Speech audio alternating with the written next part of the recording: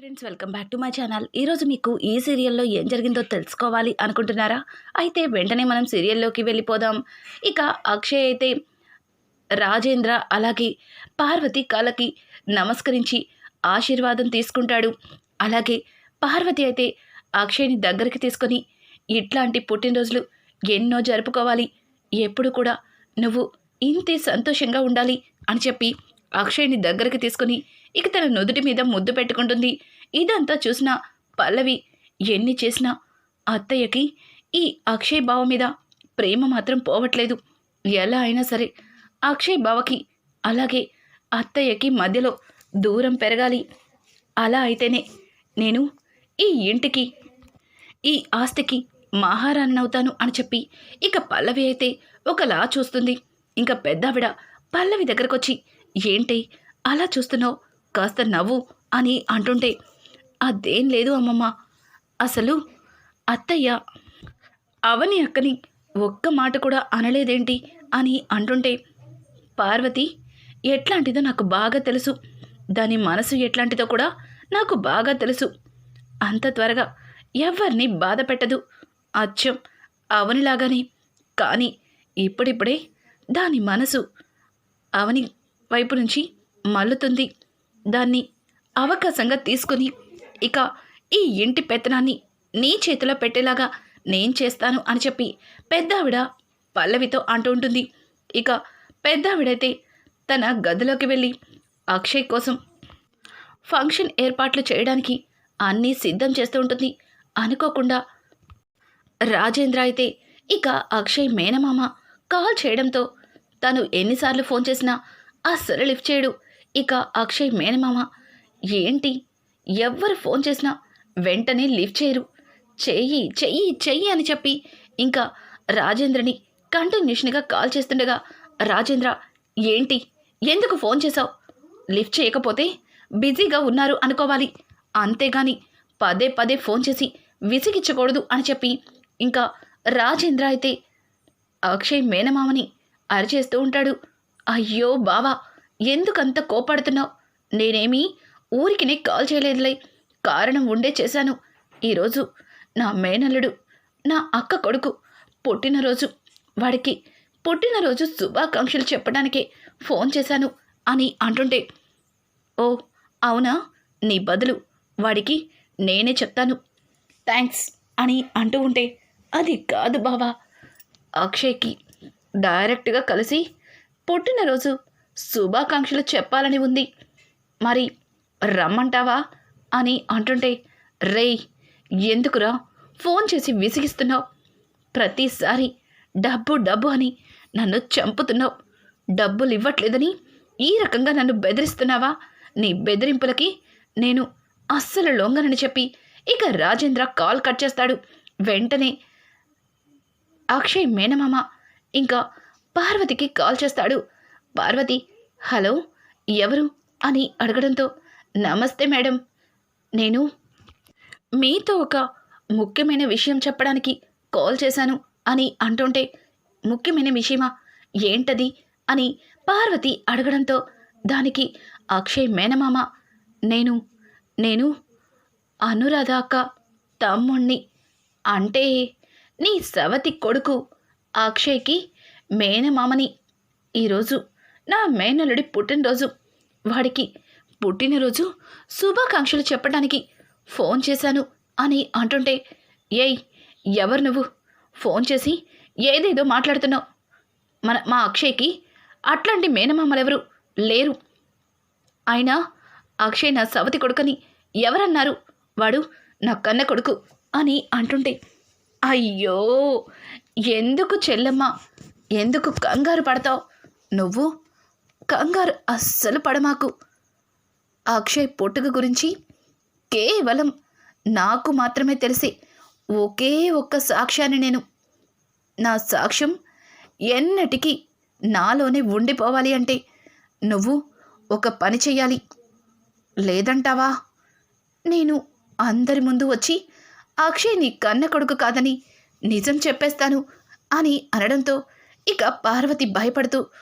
అసలు నీకేం కావాలి, ఎందుకు ఇలా ఫోన్ చేసి ఇబ్బంది పెడుతున్నావు అని పార్వతి అతన్ని అడగడంతో అతను అదేం లేదు చెల్లమ్మా, నువ్వు ఎక్కువగా టెన్షన్ పడకు. నాకు కావలసింది డబ్బు. నాకు కావలసిన డబ్బు నాకిస్తే ఈ నిజాన్ని నాలోనే పదిలంగా దాచుకుంటాను. అవసరం వచ్చినప్పుడల్లా ఫోన్ చేస్తూ ఉంటాను. కాస్త ఖర్చులకి డబ్బులు ఇస్తూ ఉండాలి మరి అని చెప్పి ఇంకా అక్షయ్ మేనమామ మాట్లాడుతూ ఉంటే పార్వతి భయంతో కాల్ కట్ చేస్తుంది. ఇక అట్నుంచి అతను ఏంటి పార్వతి అక్క కాల్ కట్ చేసింది అంటే ఖచ్చితంగా ఈ నిజం వెళ్ళి బావతో చెప్తుంది. ఇక బావగారు భయపడి నేను అడిగిన డబ్బులు నా మోహాన కొట్టేస్తారు అని చెప్పి ఇంకా అతనైతే తెగ సంబరపడిపోతాడు. పార్వతి రాజేంద్ర దగ్గరకు వచ్చి ఏవండి అని భయపడుతూ పిలవడంతో ఒక్కసారిగా రాజేంద్ర ఇక పార్వతిని చూసి, పార్వతి ఏమైంది, ఎందుకంత కంగారు పడుతున్నావు, నీకు బాగానే ఉంది కదా అని అంటుంటే ఒక్కసారి నాతో రండి అని చెప్పి ఇంకా పార్వతి అయితే రాజేంద్ర చెయ్యి పట్టుకుని గదిలోకి తీసుకెళ్తుంది. పల్లవి అదంతా చూసి అత్తయ్య ఎందుకు మావయ్య గారిని అలా తీసుకెళ్తుంది, ఏమై ఉంటుంది, పైగా తన ఫేస్లో ఏదో టెన్షన్ అని చెప్పి ఇక పల్లవి కూడా దొంగచాటుగా విందామని అక్కడికి వెళ్తూ ఉంటే పార్వతి డోర్ని దగ్గరికి వేసేసి లాక్ చేస్తుంది. ఇంకా రాజేంద్రని మంచం మీద కూర్చోపెట్టి తను గజగజ వణికిపోతుంది. ఇక రాజేంద్ర పార్వతి చెయ్యి పట్టుకుని, పార్వతి ఏమైంది, ఎందుకంతలా భయపడుతున్నావు, ఏం జరిగింది, ముందు నువ్వు ప్రశాంతంగా ఉండు, ఏం జరిగిందో నాకు చెప్పు అని అడగడంతో దానికి పార్వతి అయితే ఇప్పుడే నాకు అనురాధ అక్క వల్ల తమ్ముడు కాల్ చేశాడు, డబ్బు ఇవ్వకపోతే అక్షయ్ నా కన్న కొడుకు కాదని అందరి ముందు అక్షయ్కి నిజం చెప్పేస్తానని బెదిరిస్తున్నాడు. అక్షయ్ నా కన్న కొడుకు కాదన్న నిజం అక్షయ్కి తెలిస్తే నేను తట్టుకోలేనండి. వాడు నన్ను ఒక పెంపుడు తల్లిలా చూస్తే నేను భరించలేనండి అని చెప్పి ఇక పార్వతి అయితే చాలా బాధపడుతుంది. దానికి రాజేంద్ర పార్వతిని ఓదార్చుతూ, పార్వతి నువ్వేం కంగారు పడకు, నేను చూసుకుంటాను, వాడికి నేనిచ్చిన సమాధానంతో బాగా కోపం వచ్చినట్టుంది, అందుకే నీకు కాల్ చేశాడు నన్ను బెదిరించడానికి. వాడు ఫోన్ చేసి బెదిరింపులు తప్ప ఏమీ చెయ్యలేడు, నేనుండగా అట్లాంటిదేది జరగదు అని చెప్పి ఇక రాజేంద్ర అయితే పార్వతికి నచ్చ చెప్తాడు. ఇంకా పల్లవి అయితే బయట గుమ్మం దగ్గరే కాలు కాలిన పిల్లిలాగా తిరుగుతూ ఉంటుంది. అత్తయ్య ఎందుకు అంత టెన్షన్గా మావయ్యని లోపలికి తీసుకెళ్ళింది, ఏదో జరుగుతుంది, అబ్బా వీళ్ళేం మాట్లాడుకుంటున్నారో వినిపించట్లేదే అని చెప్పి పార్వతి తనలో పల్లవి అయితే ఆ తలుపు దగ్గరే చెవు పెట్టి వింటూ ఉంటుంది. ఇంతలో అవని అయితే, పల్లవి ఇక్కడేం చేస్తున్నావు, అత్తయ్య గారి గది దగ్గర, పైగా లోపల నుంచి ఏదో వినపడనట్టుగా ఇబ్బంది పడుతున్నావు అని చెప్పి అవని అడగడంతో అదేం లేదక్క, అత్తయ్యతో మాట్లాడదామని వచ్చాను, కానీ అత్తయ్య మావయ్య లోపలున్నారు కదా, నేను పిలిస్తే ఎట్లా ఫీల్ అవుతారా అని అంటుంటే ఇక అవని అయితే పల్లవి వాలకం చూస్తుంటే లోపల వాళ్ళు ఏం మాట్లాడుకుంటున్నారో వినిపించక సతమతం అవుతుందని అర్థమవుతుంది. చూడు పల్లవి, అత్తయ్య గారు మావయ్య గారు డోర్ లాక్ చేశారంటే ఏదో పర్సనల్ విషయం గురించి మాట్లాడుకుని ఉండొచ్చు, లేకపోతే అంతకు మించైనా ఉండొచ్చు. ఇట్లా గుమ్మం దగ్గర నుంచుని వినడం సంస్కారం కాదు, అత్తయ్య గారు వస్తే మాట్లాడచ్చు, వెళ్ళు అని చెప్పి ఇంకా అవని అయితే పల్లవిని అక్కడి నుంచి పంపించేస్తుంది. ఇక ఈవినింగ్ అయితే అక్షయ్ కోసం ఇల్లంతా రంగరంగ వైభవంగా అక్షయ్ బర్త్డేని సెలబ్రేట్ చేస్తారు, ఇంటిని అందంగా డెకరేట్ చేస్తారు. ఇక బంధువులందరూ కూడా పార్టీకి రానే వస్తారు. అందరితో అక్షయ్ సరదాగా మాట్లాడుతుంటాడు. ఇక కమల్ అయితే, అన్నయ్య నీకు ఒక సర్ప్రైజ్, ఆ సర్ప్రైజ్ ఎవరిచ్చారో తెలుసా అని అంటుంటే, ఏంటి కమల్, ఏం మాట్లాడుతున్నావు?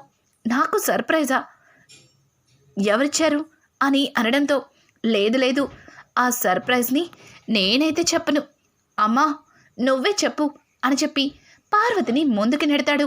ఇక పార్వతి, అదేం లేదు నాన్న, నాతో రా అని చెప్పి ఇక అక్షయ్ చెయ్యి పట్టుకుని బయటకైతే తీసుకెళ్తుంది. అక్షయ్ కోసం కొన్న కార్ని అక్షయ్కి చూపించడంతో అక్షయ్ ఒక్కసారిగా చాలా ఆనందపడతాడు. ఇక ఆరాధ్య అయితే, నానమ్మా ఈ కారు డాడీ కోసం కొన్నారా అని అంటుంటే, అవునమ్మా, ఈ కార్ మీ డాడీ కోసమే కొన్నాను, మీ డాడీకి పుట్టినరోజు కానుకగా గిఫ్ట్ అని చెప్పి ఇంకా ఆరాధ్యతో చెప్పడంతో ఆరాధ్య చాలా ఆనందపడుతుంది. బాబాయ్ నన్నెత్తుకుని కారులో కూర్చోపెట్టవా అని అడగడంతో దానికి కమల్ అయితే ఇక ఆరాధ్యని ఎత్తుకుని కారులో కూర్చోపెడతాడు. ఆరాధ్య అయితే కార్ అంతా చూసి చాలా ఆనందపడుతుంది. నానమ్మ, ఈ కార్ నాకు చాలా బాగా నచ్చింది, నిజంగా ఈ కార్ డాడీ నడుపుతుంటే అచ్చం హీరోలా ఉంటాడు అని చెప్పి ఇక ఆరాధ్య అయితే చాలా ఆనందపడుతుంది. ఇంకా అక్షయ్ అయితే పార్వతి దగ్గరకు వచ్చి, అమ్మా నేనంటే నీకు ఎంత ప్రేమ, నేను నా మనసులో ఎప్పటి నుంచో ఈ కార్ కొనుక్కోవాలని ఎంతగానో ఆశపడ్డాను, కానీ ఈ కొడుకు కోరికని ఇట్టే తీర్చేశావు అని అంటుంటే దానికి పార్వతి తెగ సంబరపడిపోతుంది. అలాగే అక్షయ్ కమల్ని పిలిచి, కమల్, ఈరోజు నా పుట్టినరోజు సందర్భంగా నేను నీకు ఇస్తున్న గిఫ్ట్ అని చెప్పి ఇక పక్కన తన కోసం స్పోర్ట్స్ బైక్ని చూపించడంతో ఒక్కసారిగా కమల్కి చాలా ఆనందం వేస్తుంది. అన్నయ్య, ఈ ఈ బైక్ నా కోసమే కొన్నావా అని అంటుంటే, అవును అవును కమల్, ఆ రోజు నీ కోసం తీసుకొచ్చిన బైక్ వెనక్కి వెళ్ళిపోయిందని మీ వదిన చాలా బాధపడింది, అందుకే నీకోసం స్పెషల్గా తెప్పించాను అని చెప్పి ఇక అక్షయ్ మాట్లాడుతూ ఉంటే ఆ మాటలకి పెద్దావిడ, అవునవును, డబ్బులు ఉంచుకున్నా ఇవ్వకుండా వచ్చిన బైక్ని వెనక్కి పంపించేసి మళ్ళీ తనే కష్టపడి కమల్కి బైక్ కొనిచ్చినట్టు తెగ బిల్డప్ ఇస్తుంది, చూసావా పల్లవి అని చెప్పి ఇక పెద్దావిడ పల్లవితో చెప్పడంతో పల్లవి ఏం మాట్లాడకుండా మౌనంగా ఉంటుంది. ఇంతలో చక్రధర్ తన భార్యతో అక్కడికి రావడంతో, మమ్మీ డాడీ అని అనుకుంటూ పల్లవి అయితే వాళ్ళ దగ్గరికి వెళ్తుంది. ఇంకా ఇంట్లో వాళ్ళు కూడా చక్రధర్ని పలకరిస్తారు. చక్రధర్ అక్షయ్కి బర్త్డే విషెస్ చేసేసి తర్వాత పల్లవి దగ్గరికి వెళ్తాడు. ఏంటి పల్లవి, వీళ్ళింట్లో అగాధాన్ని సృష్టిస్తావు, అలాగే అక్షయ్ని అవనిని ఇంటి నుంచి పంపించేస్తానని ఏదేదో చెప్పావు, కానీ ఇక్కడ చూస్తుంటే అట్లాంటిదేది జరుగుతుందని అస్సలు అనిపించట్లేదు.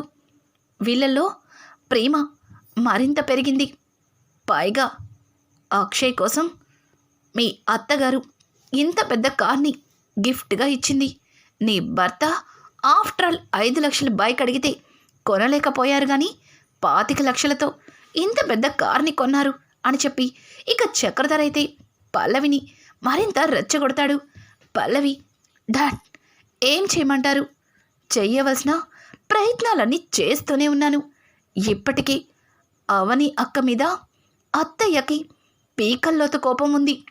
ఇక ఆ కోపాన్ని త్వరలోనే తనని మెడ పట్టుకుని బయటికి గెంటే వరకు తీసుకొస్తాను అని చెప్పి ఇంకా పల్లవి అయితే చక్రధర్తో చెప్తుంది.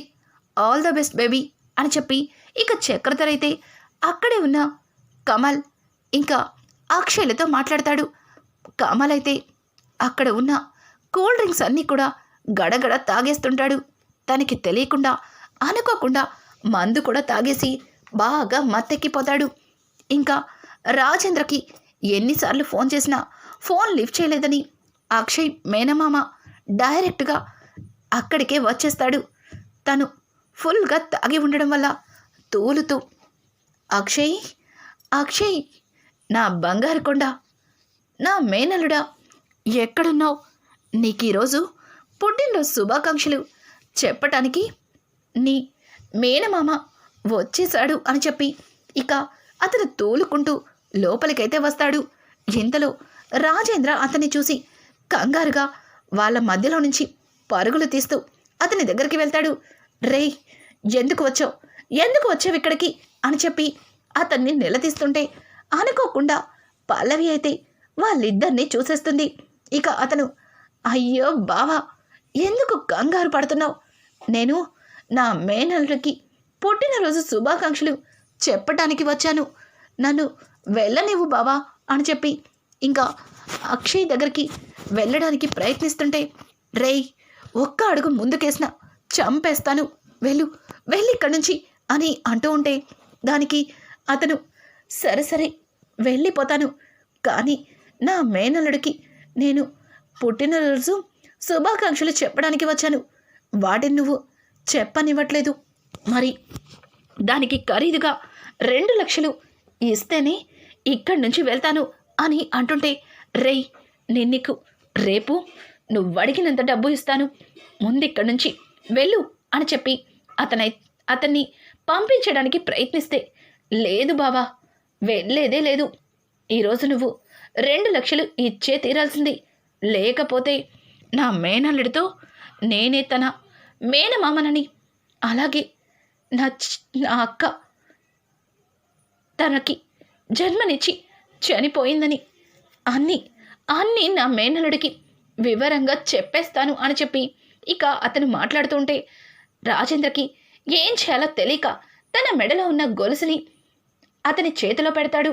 ఇదంతా చూసిన పల్లవి ఒక్కసారిగా షాక్ అవుతుంది. అదేంటి, అతన్ని చూసి మావయ్య ఎందుకు అంత భయపడుతున్నారు? పైగా తన మెడలో ఉన్న గొలుసుని కూడా అతనికిచ్చారేంటి?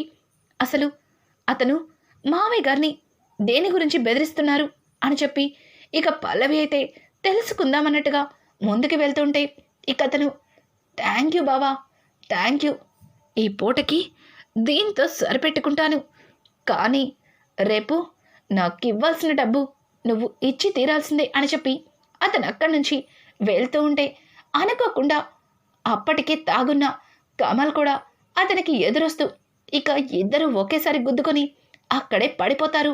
అలా పడిపోయేసరికి అతని జోబీలో ఉన్న ఆ గొలుసు బయటికి వస్తుంది. ఇక కమల్ పడిపోయాడని అక్షయ్ కమల్ని లేపడానికి ముందుకు వెళ్తూ ఆ కింద పడి ఉన్న గొలుసుని చూస్తాడు. ఈ గొలుసు నాన్నది కదా, మరి ఇక్కడికి ఎలా వచ్చింది? ఏయ్, ఎవరు నువ్వు? మా నాన్న గొలుసు నీకెక్కడ దొరికింది? నువ్వు ఈ గొలుసుని దొంగతనం చేశావా, లేకపోతే ఈ గొలుసు ఇవ్వడానికి వచ్చావా అని చెప్పి ఇంకా అక్షయ్ అయితే అతన్ని పట్టుకుని నిలదీస్తుంటే, నువ్వు అక్షయ్ కదా, నేను నీకోసమే వచ్చాను అని చెప్పి ఇక అక్షయ్తో మాట్లాడుతుంటే చుట్టుపక్కల వాళ్ళందరూ కూడా గుమిగూడుతారు. ఇంకా రాజేంద్ర, పార్వతి అయితే ఒకరినొకరు చూసుకుని భయపడుతూ ఉంటారు. అలాగే రాజేంద్ర ప్రసాద్ వాళ్ళ అమ్మ పెద్దావిడ కూడా ఒక్కసారిగా అతన్ని చూసి షాక్ అయిపోతుంది. వీడు అనురాధ తమ్ముడు కదా, వీడెందుకు ఇక్కడికి వచ్చాడు అన్నట్టుగా ఇక పెద్దావిడ టెన్షన్ పడుతుంది. పార్వతి కూడా అతన్ని చూసి ఇప్పుడు అక్షయ్ నా కన్న కొడుకు కాదని అక్షయ్కి నిజం చెప్పేస్తే తర్వాత అక్షయ్ నాకు దూరం అయిపోతాడు, నేను తట్టుకోలేను అని చెప్పి పార్వతి అయితే తనలో తను భయపడుతూ ఇక టెన్షన్ పడుతూ ఉంటుంది. అతనైతే, అక్షయ్, నీకు పుట్టినరోజు శుభాకాంక్షలు, many more happy returns of the day అని చెప్పి ఇంకా అతను మాట్లాడుతూ ఉంటే, అక్షయ్, ఇంతకీ నువ్వెవరు? మా నాన్న గొలుసు నీ దగ్గర ఎందుకు ఉంది? చెప్పు అని అడగడంతో, చెప్తాను, ఈరోజు నీకు అన్ని నిజాలు చెప్పేస్తాను అని చెప్పి అతను గట్టిగా మాట్లాడుతూ ఉంటే ఇంతలో అవని, బాబాయ్, మీరేంటి ఇలా వచ్చారు? ఆయన మీకెన్నిసార్లు చెప్పాను బాబాయ్, తాగి మీ ఆరోగ్యం పాడు చేసుకోవద్దని. ఏంటి, ఈ పార్టీలో మావయ్య గారి గొలుసు దొరికితే తీసుకొచ్చి ఇవ్వడానికి వచ్చారా? ఏది, ఇలా ఇవ్వండి, రండి బాబాయ్, మీరు లోపలికి రండి అని చెప్పి ఇక అవని అయితే అతన్ని అక్కడి నుంచి తీసుకెళ్తానికి ప్రయత్నిస్తుంటే రాజేంద్ర ఇంకా అవని, పల్లవి అలాగే పార్వతి అందరూ కూడా షాక్ అవుతూ అలాగే చూస్తారు. ఇంకా అక్షయ్ అయితే, ఏయ్ ఆగు, ఇతను నీకు బాబాయ్ ఏంటి? పైగా అతను నన్ను నా మేనల్లుడు అంటున్నాడు అని అంటుంటే, అయ్యో ఏంటండి మీరు, ఆయన కాస్త డ్రింక్ చేసి ఉన్నారు. ఆయన నాకు బాబాయ్ అయినప్పుడు మీకు మావయ్యే కదా, మరి ఎందుకు మీరు అలా ఆలోచిస్తున్నారు? ఆయన తాగున్నారండి, ఆయనతో నేను మాట్లాడతాను అని చెప్పి అవని అయితే అతన్ని బయటికి తీసుకెళ్ళి తన చీర చెంగులో దాచిపెట్టిన డబ్బుని ఆయన చేతికిస్తుంది. ఇదిగో బాబాయ్, నువ్వు అడిగిన 2 లక్షలు, ఇప్పటికైనా గొడవ చేయకుండా ఇక్కడి నుంచి వెళ్ళిపో అని చెప్పి ఇంకా అతన్ని ఒక ఆటో ఎక్కించి అక్కడి నుంచి పంపించేస్తుంది. అవని అలా చేయడం చూసిన పల్లవి అయితే, అవని ఏంటి, ఆ గొలుసు ఆయనకి దొరికిందని చెప్తున్నారు, అది మావయ్య గారే కదా ఆయన చేతికిచ్చింది. అసలు వాడెవడు, ఎందుకు ఏదో చెప్పడానికి ప్రయత్నిస్తుంటే అతన్ని చెప్పనివ్వకుండా అవని వచ్చి అడ్డం పడింది అని చెప్పి ఇంకా అవని లోపలికి వచ్చేసరికి పార్వతి అవని వైపు అలాగే చూస్తుంది. ఇక అవని అయితే పార్వతి దగ్గరికి వెళ్ళి, ఎందుకత్తయ్య అంతలా టెన్షన్ పడుతున్నారు? ఇక ఆయన లోపలికి రాడు, మీరేం టెన్షన్ పడకండి అని అడగడంతో, నీకు అతను ముందే తెలుసా అని పార్వతి అడగడంతో, అవని ఇంతవరకు ఆయనెవరో నాకు తెలీదు, కానీ ఆయన నోరు విప్పితే ఆయన మీకు దూరం అవుతారు. ఆయనే మీ మీరే ఆయన కన్న తల్లని, ఆయన ఎంతగానో మిమ్మల్ని ఇష్టపడుతున్నారు. కానీ ఇప్పుడు అతను చెప్పే నిజంతో మీరు ఆయన కన్న తల్లని తెలిస్తే ఆయన తట్టుకోలేరు. అలాగే ఆయన దూరమైతే మీరు కూడా చాలా బాధపడతారు. అందుకే ఈ నిజాన్ని ఆయనకి ఎప్పటికీ తెలియకూడదు. ఎప్పుడు ఆయన కన్న తల్లి మీరే అవ్వాలి, మీరెప్పుడు ఇలాగే సంతోషంగా ఉండాలి అని చెప్పి అవని చెప్పిన మాటలకి ఒక్కసారిగా పార్వతి షాక్ అయిపోతుంది. అలాగే అవని మంచితనాన్ని తెలుసుకోలేక అవనిని అనుమానించినందుకు పార్వతి ఒక విధంగా తనలో తను కుమిలిపోతుంది. ఇక రానున్న ఎపిసోడ్స్లో అవని మంచితనాన్ని అలాగే పల్లవి దుర్మార్గాన్ని పార్వతి తెలుసుకోగలుగుతుందా? ఇట్లాంటి లేటెస్ట్ ఎపిసోడ్స్ మీకు మరిన్ని కావాలి అనుకుంటే మా ఛానల్ని సబ్స్క్రైబ్ చేసుకోవడం మాత్రం మర్చిపోకండి. Thanks for watching. Hi friends, welcome back to my channel.